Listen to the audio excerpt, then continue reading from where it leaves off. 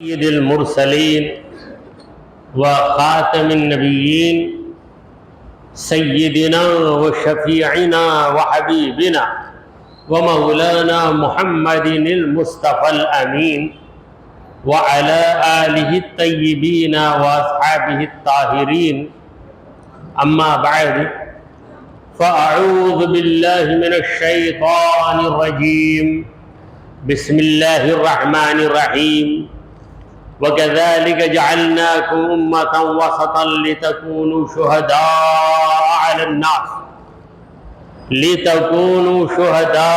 عَلَى النَّاسِ وَيَكُونَ الرَّسُولُ عَلَيْكُمْ شَهِيدًا وَمَا جَعَلْنَا الْقِبْلَةَ الَّتِي كُنْتَ عَلَيْهَا إِلَّا لِنَعْلَمَ مَنْ يَتَّبِعُ الرَّسُولَ مِمَّنْ يَنْقَلِبُ عَلَى عَقِبَيْهِ وَإِنْ كَانَتْ لَكَبِيرَةً إِلَّا عَلَى الَّذِينَ هَدَى اللَّهُ وَمَا كَانَ اللَّهُ لِيُضِيعَ إِيمَانَكُمْ إِنَّ اللَّهَ بِالنَّاسِ لَرَءُوفٌ رَحِيمٌ صدق اللہ مولانا العظیم۔ حاضرین محفل، السلام علیکم ورحمۃ اللہ وبرکاتہ۔ اللہ رب العزت جل وعلا کا ہم پر بے پناہ کرم ہے کہ اس نے ہمیں آقائے نامدار احمد مختار مدنی تاجدار دونوں جہاں کے سردار حضرت محمد مصطفیٰ رسول خدا صلی اللہ تعالی علیہ وآلہ وسلم کی بابرکت امت میں پیدا فرمائے۔ سامعین کرام، جس آیت مبارکہ کی میں نے تلاوت کی ہے وہ سورہ البقرہ کی آیت نمبر 140 پر 3 143۔ رب کریم اس آیت میں ارشاد فرما رہا ہے وَكَذَلِكَ جَعَلْنَاكُمْ أُمَّةً وَسَطًا، اے مومنو اسی طرح ہم نے تم کو درمیانی امت بنایا، لِتَكُونُوا شُهَدَاءَ عَلَى النَّاسِ، تاکہ تم لوگوں پر گواہ رہو، وَيَكُونَ الرَّسُولُ عَلَيْكُمْ شَهِيدًا، اور رسول تم پر گواہ رہے۔ وَمَا جَعَلْنَا الْقِبْلَةَ الَّتِي كُنْتَ عَلَيْهَا، اے پیارے نبی جس قبلے پر آپ آج تک تھے اس قبلے کو ہم نے جو مقرر کیا صرف ایک وجہ سے، إِلَّا لِنَعْلَمَ مَنْ يَتَّبِعُ الرَّسُولَ مِمَّنْ يَنْقَلِبُ عَلَيْهِ، کون رسول کی پیروی کرتا ہے اور کون اپنی ایڑیوں پہ پلٹ جاتا ہے۔ وَإِنْ كَانَتْ لَكَبِيرَةً إِلَّا عَلَى الَّذِينَ هَدَى اللَّهُ، یقیناً یہ قبلہ لوگوں پر بہت بھاری ہے مگر جن کو اللہ نے ہدایت دے دی ان کے لیے مسئلہ کوئی حیثیت نہیں رکھتا۔ وَمَا كَانَ اللَّهُ لِيُضِيعَ إِيمَانَكُمْ، اللہ تعالیٰ تمہاری ایمان کو ضائع نہیں کرے گا۔ إِنَّ اللَّهَ بِالنَّاسِ لَرَءُوفٌ رَحِيمٌ، بے شک اللہ لوگوں پر بڑا مہربان بڑا رحم کرنے والا ہے۔ یہ اس آیت کے لفظوں کا ترجمہ ہے۔ اب آئیے وضاحت کی طرف بڑھیں گے۔ اس سے آگے کی آیت میں اللہ تبارک و تعالیٰ نے تحویل قبلہ کا ذکر کیا ہے۔ تحویل قبلہ، چینج آف قبلہ۔ جب نبی کریم صلی اللہ تعالی علیہ وآلہ وسلم ہجرت فرما کر مدینہ تشریف لائے تو آپ صلی اللہ علیہ وسلم نے بیت المقدس کی طرف رخ کر کے نمازوں کو ادا کیا۔ بیت المقدس آپ کا قبلہ تھا ان دنوں میں، اور اس کی مدت 17 مہینے بتائی جاتی ہے، یعنی 12 مہینے اور 5، تقریباً 1.5 سال حضور اکرم صلی اللہ علیہ وسلم بیت المقدس کی طرف رخ کر کے نماز پڑھتے تھے۔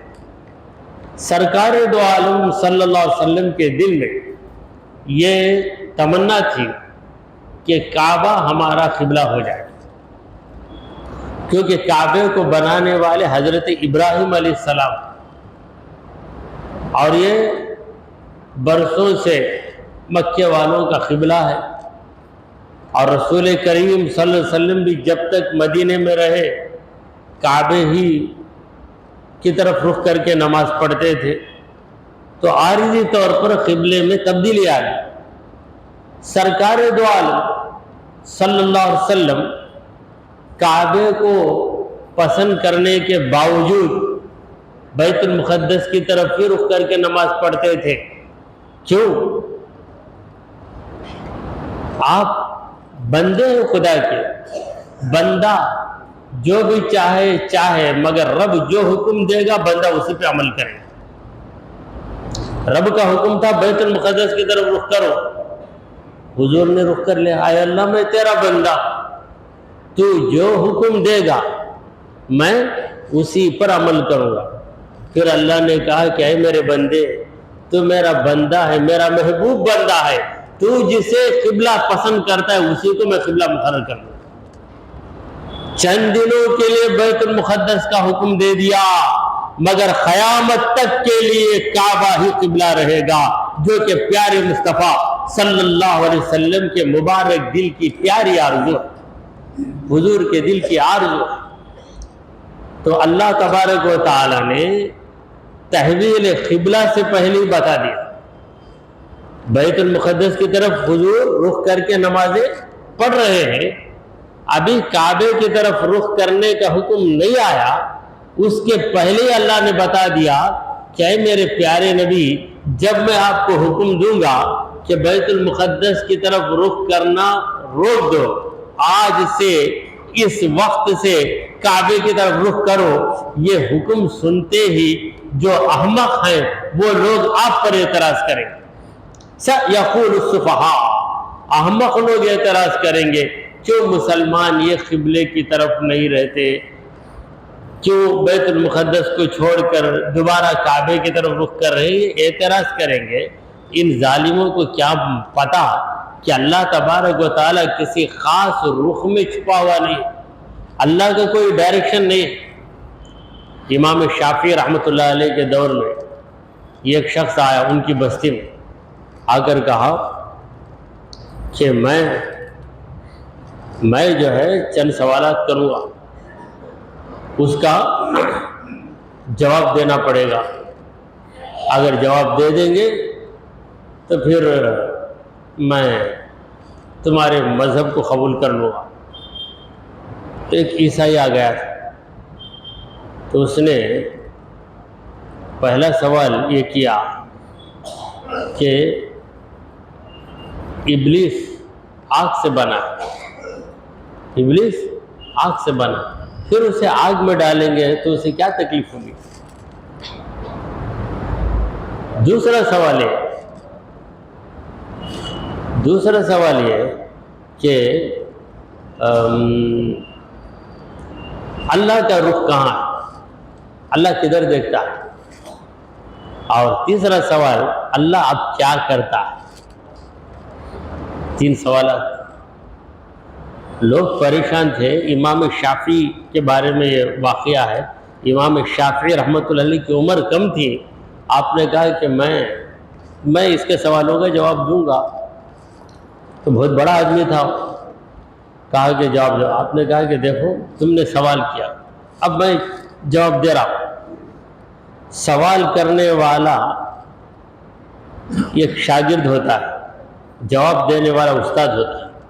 کیونکہ تمہارے سوال کا مجھے جواب دینا ہے تو میں اونچی جگہ پہ بیٹھوں گا، تم نیچے بیٹھو، تبھی وہ جواب دے سکتے. صحیح ہوگا. تو خیر اس نے کہا یہ کیسے ہے، تیری عمر چھوٹی عمر بڑی کی بات نہیں، درجہ مجھے جواب دینا ہے نا. میں کرسی پہ بیٹھوں گا، تم نیچے بیٹھو. تو خیر آخر مان لیا. پہلا سوال کیا کہ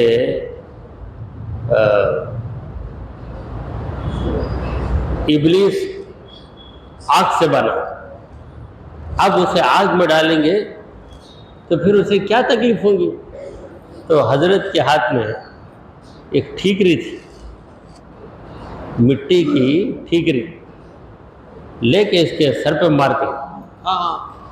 ارے بھائی تم بھی مٹی سے بنے، مٹی ہی سے مارا ہے، تم مٹی سے پیدا ہوئے نا، اب میں کس سے مارا ہوں، مٹی ہی سے مارا ہوں، تم ادھر دھواں ہے نا. تو مٹی سے بننے والے انسان، مٹی کی چیز تجھ پہ اثر کرتی ہے، تو آگ سے بنے ہوئے ابلیس کو کیوں آگ تکلیف نہیں دے سکتی کیا؟ تو خاموش ہو گیا. اللہ کا رخ کہاں ہے، کہاں دیکھتا ہے؟ تو ان کے ہاتھ میں یہ دیا سلائی، میچز، اس کو روشن کر کے بتایا، دیکھو یہ جو آگ ہے اس کا رخ کس طرف ہے، سلگتی ہے آگ کس طرف ہے؟ بولا چاروں طرف. جب ایک آگ روشن ہوئی، چاروں طرف ہے آگ، ایک طرف نہیں بتا سکتے، تو اللہ تعالیٰ بھی ہر جگہ دیکھتا ہے، اس کے لیے کوئی خاص رخ نہیں. تیسرا سوال تھا اللہ کیا کرتا ہے؟ اللہ کیا کرتا ہے؟ اللہ مجھے اوپر بٹھایا، تجھے نیچے بٹھایا. بات ختم ہو گئی، لاجواب ہو گیا. تو اللہ تبارک و تعالی اپنے نیک بندوں کے دماغوں کو بچپن ہی سے روشن بنا دیتا ہے اور انہیں ویسا تقوی عطا کرتا ہے، ان کے دل میں وہ ہمت دیتا ہے کہ وہ بڑے بڑے سرمایہ داروں سے بھی نہیں ڈرتے. یہ چیز ہر ایک کو حاصل نہیں ہوتی. جس کو خدا نے پسند کر لیا اس کو اللہ نے نواز دیا. تو میں یہ عرض کر رہا تھا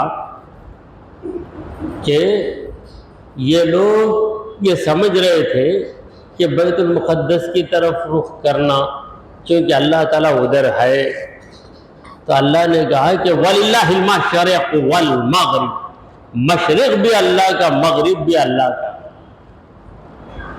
یہ تمہاری یونیفارمٹی کے لیے، تم ایک طرف رخ کر کے نماز کرو، تمہارے اندر ایک نظام آ جائے، تمہارے اندر ایک پن آ جائے، یونیفارمٹی آ جائے. اس کے لیے اللہ نے ایسا حکم دیا. اگر اللہ کہہ دیتا، کچھ دیر کے لیے آپ سوچئے، اگر ایسا حکم ہوتا کہ جدھر چاہے رخ کر کے نماز پڑھ لو، تو حالت کیا ہوتی ہماری؟ کوئی ادھر رخ کرتا، اس کے ساتھ کھڑنے والا دوسری طرف رخ کرتا، جھگڑے بھی ہو جاتے. بولا نہیں میں ادھر ہی رخ کروں گا، وہ بولتا نہیں میں ادھر ہی رخ کروں گا، ذرا ہٹ کر کھڑ، میں سجدہ کروں گا تو تجھے ٹکر لگے گی. تو اللہ تبارک و تعالی حکمت والا ہے. تو اللہ کسی خاص مقام میں بیٹھا ہوا نہیں ہے. تو اللہ تعالی اپنی مرضی سے جدھر رخ کرنے کا حکم دے ادھر رخ کرنا تم لوگوں کی ذمہ داری. اب پروردگار عالم مسلمانوں سے فرما رہا ہے کہ اے مسلمانوں، وَكَذَلِكَ جَعَلْنَاكُمْ أُمَّةً وَسَطًا، ہم نے تم کو ایک درمیانی امت بنایا. درمیانی امت یعنی تم اڑ کر گریں گے بھی نہیں، جھاگ کر لڑکیں گے بھی نہیں. تم درمیانی امت ہو. شریعت جو تمہیں دی گئی ہے بالکل درمیانی شریعت دی گئی. نماز بس 2 رکعت 4 رکعت 3 رکعت، بس 2 3 4 رکعتوں کی تعداد کیا ہے؟ 2 3 4، 5 رکعت بھی نہیں. اسی طرح 1 رکعت ایسا بھی نہیں، کم از کم 2 رکعت، زیادہ سے زیادہ 4 رکعت. فرض نمازوں کی بات میں کر رہا ہوں. روزے 12 مہینے روزہ رکھو ایسا حکم نہیں ہے، یہ 1 مہینہ روزہ ہے. یہی حال زکوٰۃ کا بھی ہے. 40 میں 1 دو، ایسا نہیں 40 ہے تو 20 دے دو. یعنی تمہاری شریعت میں حکم ایک دم بھاری تکلیف والا بھی نہیں ہے، اور اسی وقت تم کو بالکل غیر ذمہ دار بھی نہیں بنایا گیا. ذمہ داری دی گئی مگر اتنی جتنی ذمہ داری تم سنبھال سکتے ہو. یہ ہے تمہاری شریعت کی خوبی. ہمارے نبی کریم صلی اللہ علیہ وآلہ وسلم نے فرمایا کہ خیر الامور اوساطها، تمام کاموں میں بہترین کام درمیانی کام، درمیانی کام، دنیا کا کام لیجئے یا دین کا کام لیجئے، درمیانی رہے۔ اتنا زیادہ کوئی کرے کہ اکتا ہے پھر اس کے بعد وہ کام کرنا ہی چھوڑ دے تو فائدہ کیا، اور اپنی ذمہ داری کو چھوڑ کر بیٹھ جائے، یہ بھی غلط ہے۔ دونوں چیزیں ہونا۔ تو ہمارے اندر جو خصلتیں ہیں، خصلتوں کا معاملہ بھی ایسا ہی، غصہ یہ بھی غلط، اور غصے کے بجائے ایک دم بے غیرت بن جانا، مجھے غصہ چاہتا نہیں ہے، میں ویسا ڈرپوک ہوں، ڈرپوک بھی مت بن جاؤ اور ایک دم روڑی بھی مت بن جاؤ، بلکہ جہاں پر صحیح بات کرنا ہے کرو، جس کے ساتھ جیسا سلوک کرنا ہے کرو، تو درمیانی امت ہو تم۔ لِتَكُونُوا شُهَدَاءَ عَلَى النَّاسِ، تم تمام لوگوں پر گواہ رہو، یعنی تم کہو گے کہ اے پروردگار تیرے تمام بندوں تک تیرا حکم پہنچ چکا ہے۔ میدان محشر میں ایسا ہوگا کہ اگلے انبیاء جیسے کہ موسیٰ علیہ السلام ہے، داؤد علیہ السلام ہے، زکریا علیہ السلام ہے، ان کی امتیں پیغمبروں کو جھٹلا دیں، انہوں نے تبلیغ نہیں کی۔ مثلا موسیٰ علیہ السلام کی امت کہی موسیٰ علیہ السلام نے ہمیں کچھ بھی نہیں سنایا، کچھ بھی نہیں بتایا، جھوٹ دنیا میں جھوٹ بولتے بولتے رہے، محشر کے میدان میں بھی جھوٹ بولیں گے، کیسے جھوٹے ہیں دیکھ، وہاں بھی جھوٹ بولیں گے نہیں۔ تب انبیاء کرام آئے، پروردگار انبیاء کرام سے گواہی پوچھے گا۔ اللہ تعالیٰ تو حقیقت کو جانتا ہے، مگر پروردگار کہے گا کہ تم لوگوں نے تبلیغ کی، میرا دین پہنچایا، میرا کلمہ پہنچایا، میرے احکام لوگوں تک پہنچا دیے، مگر یہ لوگ کہتے ہیں، تمہارے زمانے کے لوگ کہتے ہیں کہ تم نے کچھ نہیں پہنچایا، کیا تمہارے پاس کوئی گواہی ہے، کوئی پروف ہے، کوئی ثبوت ہے؟ تو انبیاء عرض کریں گے اے پروردگار ہم کس کو لائیں؟ تو ہی بہترین گواہ ہے، کس کو لائیں گے؟ نہیں کسی کو لاؤ۔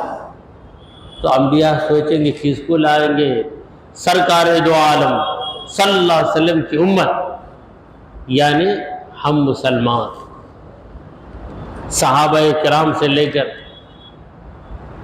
اس زمانے تک قیامت تک کے مسلمان کہیں گے اے پروردگار انبیاء سچے اور ان کے مخالفین جھوٹے، ہم گواہی دیتے ہیں، ہم گواہی دیتے ہیں کہ تیرے انبیاء سچے ہیں اور ان کو جھٹلانے والے جھوٹے۔ پروردگار کہے گا کہ تمہارے پاس کیا ثبوت ہے؟ تو عرض کریں گے ہم نے اے اللہ تیرے رسول سے سنا، تیرے کلام میں پڑھا۔ پھر جب رسول گواہ بن کر آئیں گے تو پروردگار کہے گا کہ میرا محبوب گواہ بن گیا، اب میرے محبوب سے کوئی گواہی ہم نہیں پوچھیں۔ لِتَكُونُوا شُهَدَاءَ عَلَى النَّاسِ، تم لوگوں پر گواہ بن جاؤ، وَيَكُونَ الرَّسُولُ، اور بن جائے رسول عَلَيْكُمْ شَهِيدًا، تم پر گواہ بن جائے۔ اور رسول کی شہادت یہ فائنل، رسول کی گواہی یہ حرف آخر ہے۔ رسول کی گواہی کے بعد کون ہے جو رسول سے سچا ہے، جو رسول کی گواہی دے؟ پروردگار عالم نے پوری کائنات میں محمد رسول اللہ صلی اللہ علیہ وسلم سے افضل کسی کو پیدا نہیں کیا، کسی کو پیدا ہی نہیں کیا۔ دیکھیے میں کچھ کہوں مجھ سے گواہی مانگی جائے تو ایسا آدمی گواہی دے گا جو میرے برابر ہو، مجھ سے افضل ہو، تو ہم لوگ گواہی دیں گے تو ہماری گواہی کا ثبوت سرکار دو عالم صلی اللہ علیہ وسلم کی گواہی ہے۔ حضور اکرم صلی اللہ علیہ وسلم جب گواہی دیں گے تو کوئی ہے جو نبی کے برابر ہے؟ نبی سے بڑا ہونا تو ناممکن ہے، نبی کے برابر وہ بھی ناممکن، کوئی نبی کے برابر نہیں۔ محمد مصطفیٰ کا کوئی ہمسر ہو نہیں سکتا، محمد مصطفیٰ کا کوئی ہمسر ہو نہیں سکتا، بشر کیا ہے فرشتہ بھی برابر ہو نہیں سکتا۔ تو حضور کی گواہی پر معاملہ ختم ہو جائے گا۔ اب اللہ تبارک و تعالیٰ نے بیت المقدس کو کیوں قبلہ بنایا؟ جب تک ہمارے نبی کریم صلی اللہ علیہ وسلم مکے میں تھے، مکے میں کتنے دن گزرے حضور کے؟ 13 سال۔ اصل میں سرکار دو عالم صلی اللہ علیہ وسلم کے 53 برس گزرتے، 50 پر 3 سال آپ مکے میں رہے، 40 سال کو نکال دو، کیونکہ 40 سال تک نبی کریم صلی اللہ علیہ وسلم نے اپنے نبی ہونے کا اعلان بھی نہیں کیا، اور لوگ آپ کو نبی کی حیثیت سے نہیں جانتے تھے۔ اہل کتاب سمجھتے تھے کہ یہ خدا کے نبی ہونے والے، مگر حضور نے کبھی دعویٰ نہیں کیا۔ 40 سال کی عمر میں آپ کی تبلیغ، آپ کا وہ کام جو آپ سے اللہ نے لینا چاہا وہ شروع ہوا۔ 13 سال مکے میں گزرے، تو مکے میں کعبہ ہی قبلہ رہا۔ جب مکے سے مدینہ آئے تو بیت المقدس کعبہ نہیں بنا، بیت المقدس قبلہ بن گیا۔ کعبہ خاص کعبے کو کہیں گے، اور قبلہ بیت المقدس قبلہ تھا، پھر کعبہ قبلہ ہوا۔ تو قبلہ ایک عام نام، جہاں ہم رخ کرتے ہیں اسے ہم قبلہ کہتے ہیں۔ نماز کی طرف ہم رخ کرتے اس لیے ہم نماز کو کیا، کعبے کی طرف رخ کرتے اس لیے ہم کعبے کو کیا کہتے ہیں؟ قبلہ۔ اگر آپ سے کوئی پوچھے آپ کا قبلہ کیا ہے، آپ کا قبلہ کیا ہے، تو آپ یہ جواب نہیں دے سکتے قبلہ میرا قبلہ ہے، نہیں بول سکتے۔ آپ کہیں گے کعبہ ہمارا قبلہ ہے، کیونکہ یہ جو 17 مہینے کی مدت گزری، تو اس مدت میں جو شخص مسلمان ہوا ہوگا، اور اس مدت کے ختم ہونے کے پہلے اگر اس مسلمان کی وفات ہو گئی یا شہادت ہو گئی، تو یہ 17 مہینے کی مدت میں اس نے ایک نماز بھی کعبے کی طرف رخ کر کے نہیں پڑھی۔ مدینہ حضور آئے، آنے کے بعد ایک صاحب مسلمان ہو کر 6 مہینے زندہ رہے یا 7 مہینے زندہ رہے، پھر ان کا انتقال ہو گیا، تو بتائیے ان کی کون سی نماز کعبے کی طرف ہوئی؟ کوئی نہیں، ساری نمازیں بیت المقدس کی طرف ہوئی۔ تو ان کا قبلہ کیا تھا؟ بیت المقدس تھا۔ ہمارا قبلہ کعبہ ہے، کعبہ الگ ہے، قبلہ الگ، یعنی کعبے کو اللہ نے قبلہ بنایا۔ اور ایک بات میں عرض کرتا ہوں، یہ جو 17 مہینے ہیں مدینے میں آنے کے بعد، اس وقت کعبہ قبلہ نہیں تھا، اس وقت کعبہ قبلہ نہیں تھا، بیت المقدس قبلہ تھا۔ تو ہم کسی بزرگ کو کہتے ہیں قبلہ، کیسے ہے قبلہ، یا کسی بزرگ کے نام کے ساتھ قبلہ لگا دیتے ہیں، تو وہاں قبلے کا مطلب کعبہ نہیں ہے۔ یعنی ہم جو بھی ہمارے لیے پریشانی آتی ہے ہم ان کی طرف رخ کرتے ہیں، یہ پریشانی کا حل نہیں، کوئی مسئلہ سمجھ میں نہیں آتا، شریعت کا مسئلہ سمجھ میں نہیں آتا، تو ان کے پاس آ کر بولتے ہیں کہ مسئلہ سمجھ میں نہیں آتا، تو ان کی طرف ہم رخ کیے نا، ہم ان کی طرف رخ کیے، اس لیے ان کو قبلہ کہتے ہیں۔ وہ لغوی معنی ہے، اصطلاحی قبلہ نہیں ہے، لغوی، یعنی مرادی معنی لیا جاتا ہے۔ قبلے کا مرادی معنی جس کی طرف ہم رخ کریں گے وہ قبلہ۔ تو ہم ایک بزرگ کی طرف دعا کے لیے رخ کرتے ہیں، ہماری پریشانی دعا کیجیے، تو اس معنی میں کسی کو قبلہ کہہ دیا ہے۔ آپ دیکھیں کبھی پوسٹر میں نام لکھا ہوگا، نام کے بعد قبلہ رہے گا، تو کیا مطلب وہ اتنے بڑے بزرگ ہیں کہ لوگ ان کی طرف متوجہ ہوتے ہیں، ان کی طرف رخ کر کے ان سے سوالات کر کے جوابات حاصل کرتے ہیں، اس لیے ان کا نام قبلہ۔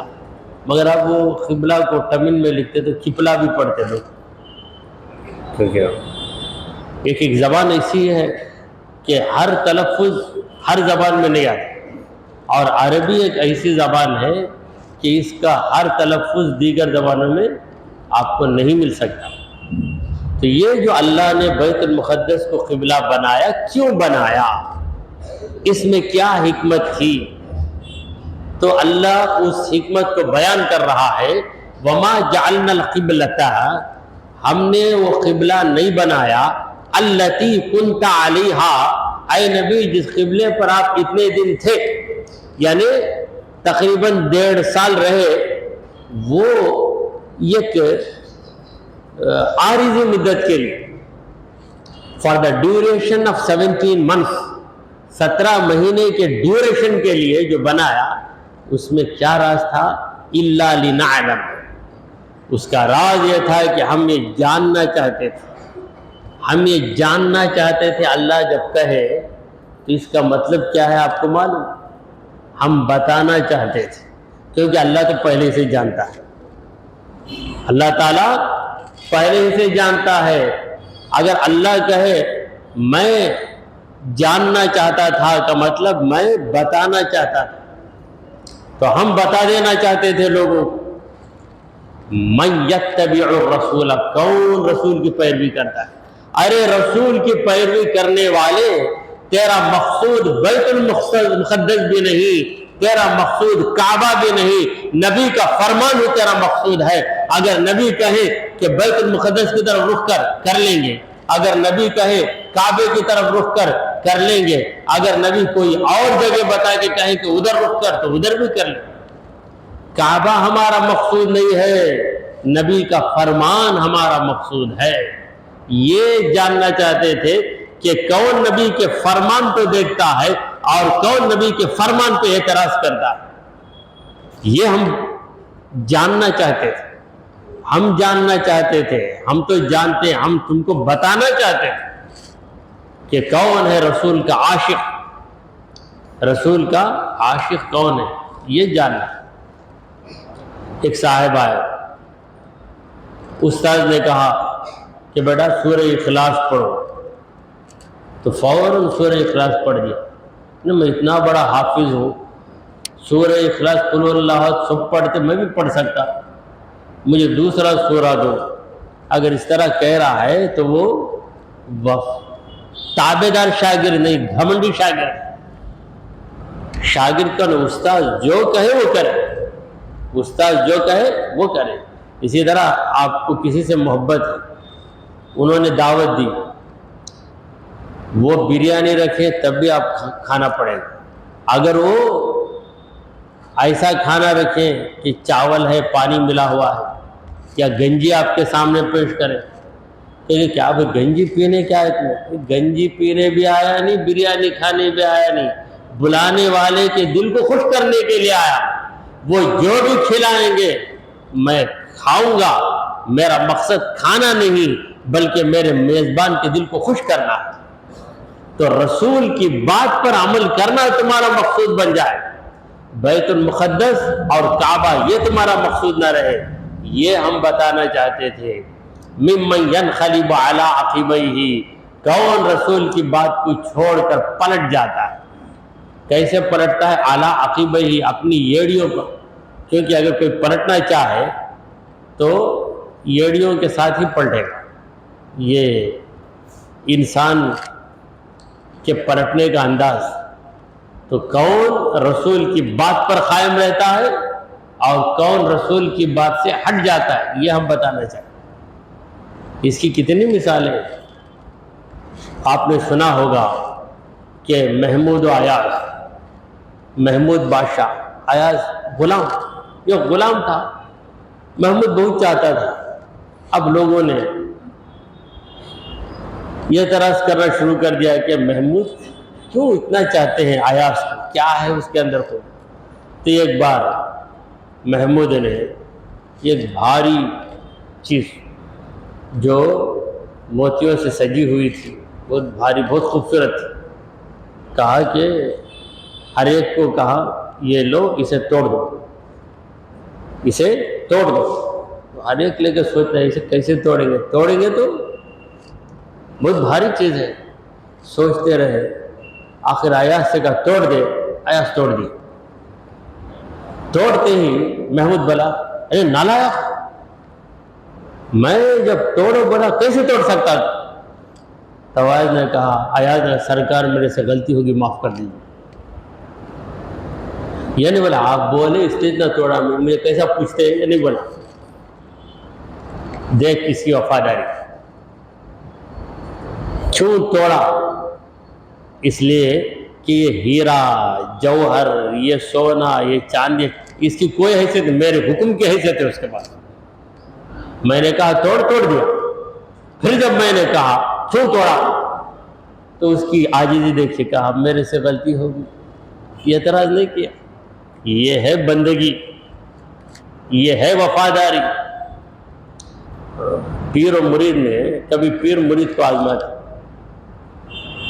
صحیح وفادار مرید رہا تو یہی بولے گا کہ میرے پیر و مرشد جو بتا دیے، وہ جو کہہ دیے ویسے نہیں، ورنہ کیا پیر بن گئے تو کیا ایسا بولے تو برابر نہیں. شاگرد بھی استاد پہ ڈر، استاد ہیں لیکن کیسا ایسا بول سکتے؟ تو یہ بے وفائی کی ایک علامت ہے. آزمانے کے لیے کیا کیا کیا جاتا تھا. ایک بار حضرت نظام الدین، اتنے بڑے بزرگ ہیں، ان کے پیر و مرشد تھے بابا فرید الدین. پیر و مرشد بھی تھے، استاد بھی تھے. ایک دن پڑھا رہے تھے، پڑھانے کے دوران جو عبارت جو پڑھتے نا، ان کی رفتار بڑھ گئی. کس کی رفتار بڑھ گئی؟ نظام الدین کی. تیزی سے پڑھ دیا تو بابا فرید تیزی سے پڑھ دیا، مجھ سے بڑھ گیا، جا آج سے میں نہیں پڑھا تھا تو اس کو بند کر کے رکھ دیا کتاب. حضرت نظام الدین گئے، نہیں چلے جاؤ. رات کو دروازہ بند ہو گیا. رات بھر حضرت نظام الدین ان کے پیر و مرشد کے دہلیز کے پاس بیٹھے رہے پوری رات. صبح فجر کے لیے دروازہ کھولے تو وہی بیٹھے. پھر اس کے بعد اٹھایا، آزمایا، سینے سے لگا لیا، کہا میں تو جانتا تھا کہ تم میرا وفادار ہے، مگر دوسروں کی نگاہوں میں کھٹکتا تھا. اگر یہ سلوک میں دوسرے کے ساتھ کروں گا تو کیا کرے گا؟ یہ تھوڑی سی بات پر اتنا بھڑک گئے، تم جاتے رہے گا لیکن تو وفادار. یہ بتانا تھا دوسروں. لوگ کہتے ہیں کیوں فرید الدین اتنا چاہتے ہیں نظام الدین کو؟ یہ بتانا چاہتے کہ کیسا وفادار.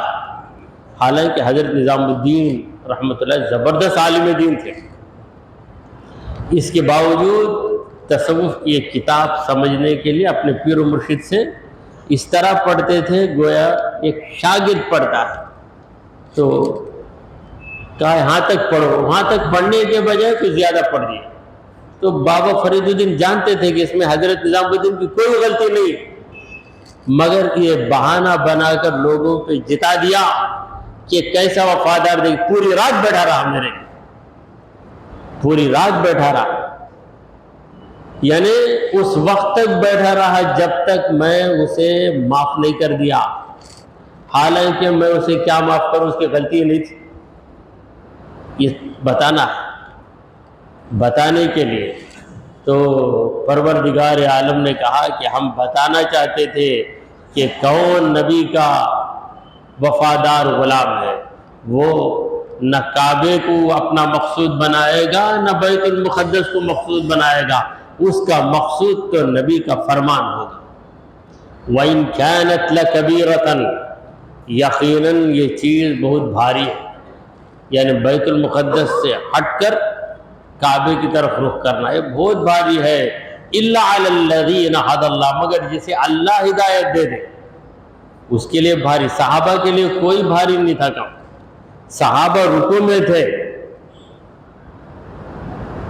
اس وقت سرکار دو عالم صلی اللہ علیہ وسلم عین حالت رکوع میں پلٹے تو صحابہ بھی پلٹ گئے فوراً، اور وہاں نماز سے فارغ ہو کر یہ واقعہ ایک نماز میں ہوا. دوسری نماز کسی اور مسجد میں چل رہی تھی، وہاں آ کر بتایا گیا حالت نماز میں رسول اللہ نے قبلہ بدل دیا ہے، اب بیت المقدس نہیں کعبہ قبلہ ہے. صحابہ نے حالت نماز میں رسول کا حکم سنا تو فوراً پلٹ گئے، کیونکہ وہ جانتے تھے کہ ہم کتنی بھی بہتر نماز پڑھیں، رسول کے طریقے سے ہٹ کر نماز پڑھیں گے تو ہماری نماز بیکار.